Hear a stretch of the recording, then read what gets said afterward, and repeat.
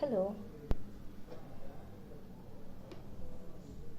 So I've been getting a couple of messages asking about my uh, tools and process of illustration, and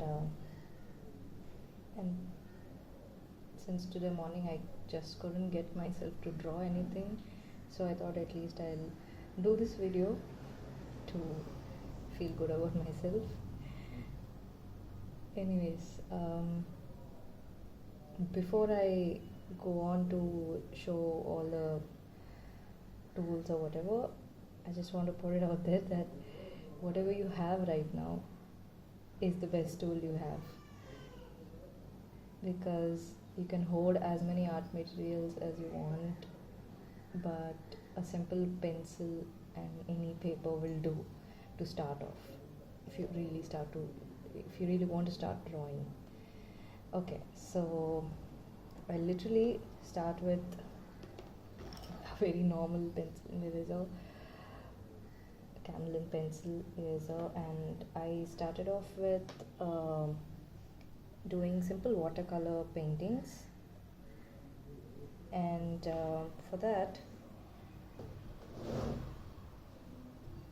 I didn't use any fancy books or paper or materials, normal stationery, the Camlin books, or this is some random company, I don't even know. I still use this because right now I do my rendering mostly in Photoshop, but even before that I didn't have any fancy art books or anything, so that's that. So we have the pencil, and if you want to start off with watercolors, my method was I used to do an outline of the drawing and then go ahead with the watercolors, like a black outline to the pencil sketch. So for that it's better to have a waterproof pen.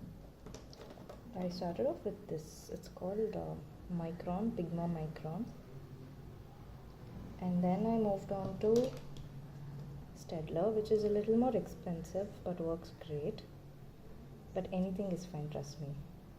And even this is a little fancy if you ask me. I still use this normal gel pen that I found, and it turned out to be waterproof, and I use this also.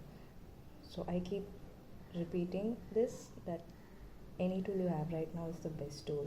You just have to tweak it a little bit according to your comfort and just start off.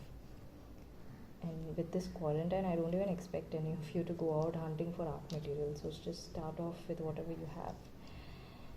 So that's that. How you can test whether it's waterproof or not, just draw some random line and dab it with a wet brush and see if it's smudging, and you'll know. And brushes, I started off with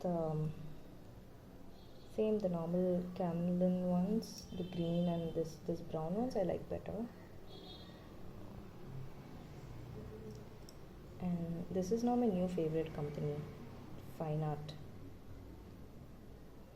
This I don't even know which brand it is. Sometimes I just pick anything in the stationery and then use it and see how it works with my drawings. And some brushes get better as the more you use them. So these are my, oh yeah, there's also this brush pen from Camel, not Camel. Are they different? Anyways, this is a great product. I'll show you that this tip is amazing. You can even not use watercolors or any kind of additional materials and just use this for outline, filling in the color, everything. It's great. Of all the set, I use black the most, so that's why I'm showing only one. It comes like a full sketch pen set. So these are the materials if I do watercolor paintings. Additionally, if you're really serious about this, these are some amazing pencils to invest in. They're a bit expensive, but these are watercolor pencils, meaning you color them like normal color pencils, but if you put water on them, the color now spreads like how a watercolor does. That's how well it merges, and it's amazing. So this is something you can invest in. The company is Staedtler, and the watercolors are the usual again. I don't think I've ever used anything beyond this. When I started with watercolors, and everything was from this brand itself. And I think if I move on, like upgrade, I'll probably go for Winsor & Newton. But since currently I'm mostly using Photoshop, I don't see why I should invest in it just yet. So this is about watercolors. That reminds me, if you want to, not that you should use this, but Frustro brand has the best paper for watercolors. And so like, you see this 300 GSM. GSM is basically the thickness of the paper. The thicker the paper, the better the watercolor works. It merges well, and your paper doesn't become all wobbly and absorbing a lot of water. That's the reason it's better to have thicker paper for watercolor paintings. But to start off, again, you can have anything. This is just when you upgrade. Now, all this is with the watercolor process, but currently I usually do my pencil sketch and then scan it and then finish it. By finish I mean color and add background or whatever in Photoshop. So if you're familiar with my illustrations here on my feed, one second. For example, I think this is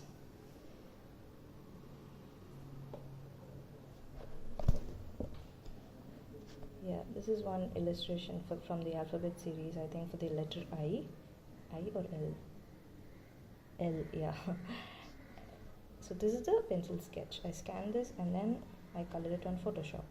So with Photoshop, trust me, I have the oldest, most basic laptop, and I didn't even have an additional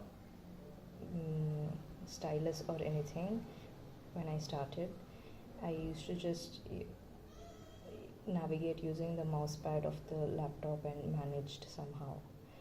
And it is only now, just a couple of months ago, that I started using Wacom tablet, which again I got many years ago, but I started to use it only now. This is it. And this is also the basic version of Wacom. It's called Wacom Intuos, and it comes with a pen. So this is like my holy grail now, and obviously it's much easier to color, and it has more surface area to work with. So these are my tools. You can ask me any questions if you have even after this. So currently, if you see my illustrations from the past 1 month or 2-3 months, and these are my tools. Literally these three: my sketchbook, and then this pad, and my laptop. That is it. And my phone. Even the way I scan my sketches, pencil sketches, is I don't even have a scanner printer. I have this app called Cam Scanner, and I just scan on that and clean it up and do it on Photoshop. And yeah, I thought I should mention this. I didn't take a specific course on illustration or drawing, apart from the initial drawing classes in school that we all had, I didn't have a specific course. Everything that I know about rendering and coloring or using the tablet or everything, I learned it from YouTube and from other artists, and seeing different artists' processes and trying all of them, and then figuring out the process that works best for me. Like for some people, what they do is they do a pencil sketch and then they do a black outline and scan that and just fill in the colors using a software like Photoshop or Illustrator or whatever that is, and then they digitize it. And initially that's what I did, but I had tweaked that process a lot over time, and now I have a process which I'm most comfortable with, and I'm happy with the final result. So what I'm trying to say is there is no one right method. You just keep trying, doing a bit every day, and just figuring out and observing other artists and what they are doing, and just keeping yourself informed. Watch a lot of tutorials, courses. I even now I take up Skillshare classes at least twice, two different classes a month on different techniques and new tools, and there's no end to learning a craft. So just keep doing that, and bottom line is you also have to do, not also, you have to do. That's the only way you can get better at any craft. You do a little bit every day. Like honestly, if I sometimes I look at my work from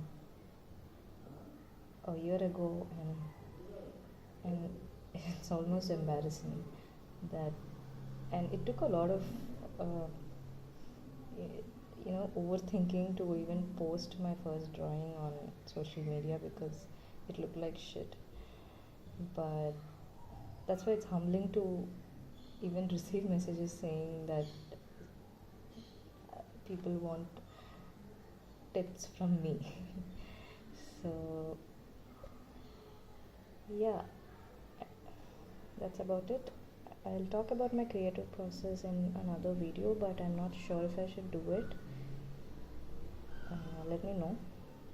Alright, bye.